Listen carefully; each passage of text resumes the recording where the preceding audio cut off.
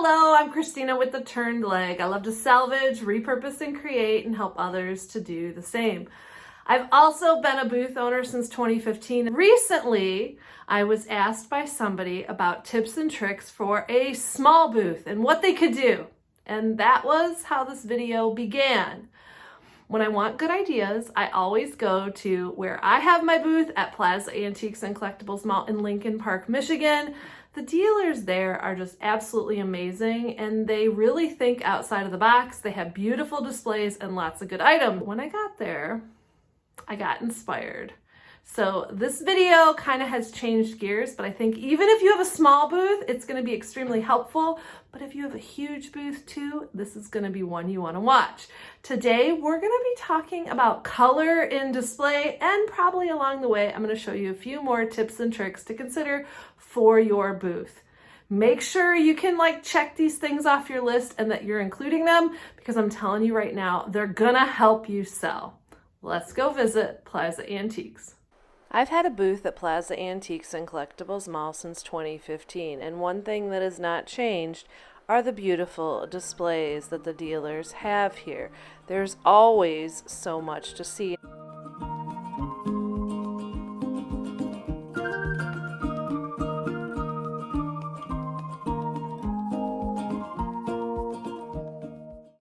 One thing I recommend with your displays is once you set them up, take a look at the value of all of the items in that area. This desk and chair with lamp and a few other items, the retail value of all of the items if they sold here was $900. A lot of people think with a small display or a small area you can't make a lot of money. And that is just not true, but you should give careful consideration to what you're putting into your display. Also, think about the size of your display. Stack vertical when possible. Get more items in so that you can make more profit. Even if you have a display case, sometimes they'll let you use the space on top to also display a few items. When you're working in a tight area, cubbies or shelving really help you maximize your space. You can put a lot of items in, and it also helps keep the clutter in check. Are you enjoying this video? If so, take a second, click the like and subscribe. Also, if you click the bell, you'll be notified every time I upload a new video. It really helps me to continue to grow my channel to help others to salvage, repurpose, and create. I told you that the whole video took a turn, and that's when I saw a brand new booth that was going into Plaza Antiques and Collectibles Mall. I also saw the booth next to it. Thinking about color with your booth display is so important, even from the very beginning. Thinking about the backdrop that your items will be placed on that'll really make them pop and stand out is extremely important. So in this video, we're going to address a few things. I want you to take a look at the background of this booth. They did things dark. We have old barnwood. We have a metal that was put up, rusty metal. And all of their items have a lot of color. So this really makes them pop.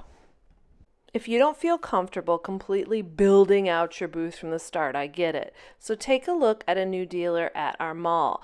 They came in with display units that are all very similar. They're also dark on the shelves and they have wood tones. One of the walls is painted dark to show off their beautiful colored glass.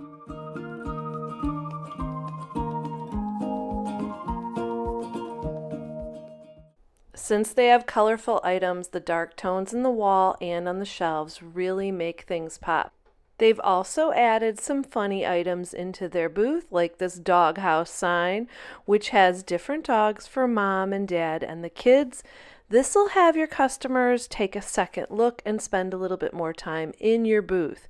Have some little funny humor items. You also want to have the unexpected, which they also have here. Check out these dragons made with seashells. These are an unexpected item. I've never seen anything like them. And once again, it's going to get people to remember your booth and stay in there a little bit longer. Another thing I like about this booth is they've got glassware that is colorful but well lit. Doesn't always mean it has to be in a display case. Sometimes you can use open shelving to get it well lit or put it by a window. This is another new dealer at our mall, and they're still moving in, but they have the interesting piece right away, camel footstool. How cool is that? It's going to make you stop and go, huh, that's interesting. Another thing I noticed when I walked into their booth is they love color, and you can see it in the quilt that they're using as a tablecloth here. Those bright colors are then repeated throughout the rest of their booth. And that's a good way to set the tone. Sometimes thinking about table coverings matching is one of the last things on your mind, but it will help to tie everything together. In previous videos, I've talked a lot about color grouping in your booth, and if you haven't seen that, I'll put a link to a video above. But one thing I noticed about this booth is that there were pops of color kind of randomly spread throughout. Look for the red. You're going to see it just popping all over the place. Your eye is going to follow that in the booth and look for more of it. And that's going to help you look at everything in that space. So I think this is a really smart design. And this booth pretty much has overall a light tone with pops of color throughout. And let's just take a moment to admire these beautiful glasses that match the piece of furniture that they're sitting on. Once again, a small color grouping, which will help your booth be more cohesive. Another tip for your booth is, do you have something for the season? I thought this was a great idea. It also adds a pop of color. We have mismatched cups and saucers put together as bird feeders with a little bird seed ready to go. And people are always looking for seasonal items. And who doesn't have some mismatched cups and saucers? Great idea. An easy way to add more color is to add some paper or fabric to the back of your displays to help make your items pop. You can also change it out for a whole new look. And even if you have the best color display, one thing you must have is good lighting, whether it's natural, like we saw before, or it's something that you're adding to your space to help show off your items. You want things to look as pretty as possible to sell. Another new dealer to the mall, and I love how they painted the background of their booth to help make all of the Hot Wheels items pop. It really makes a difference. If this was just white, it wouldn't be as eye-catching. And here are some more good examples of color. Once again, colorful booth. Note the background to make things pop. This booth is using pops of green throughout its space. And this booth has lots of hot pinks and gold. Here's another example of a background with the curtains and beads tying in beautifully to the display below. They also put the display in a black cabinet to really accent the colors. There's another thing about color that we should talk about. If you sell uranium glass, have you ever tried to blacklight it? I love this idea, and a lot of customers don't know that uranium glass will light up in a black light. Notice the grouping of these army guys. They're grouped by color. If your clear glass is not standing out, why not add a pop of color? What a good idea. The All Pyrex booth at my mall is always an excellent example of what you can do with color and color display to make things stand out. Another interesting idea for your booth is why not split it into 2 different colors so you can stage things a little differently and play with colors to make your items look best. And sometimes a white wall is all you need. And why not go bold? I'm kind of crushing on this booth and this booth display.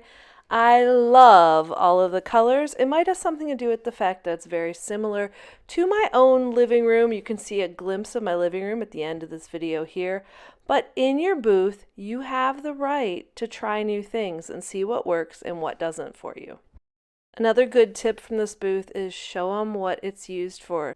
I love that they have opened up the shoe shine box. One last tip about color is if you have a neutral display, you still can have color.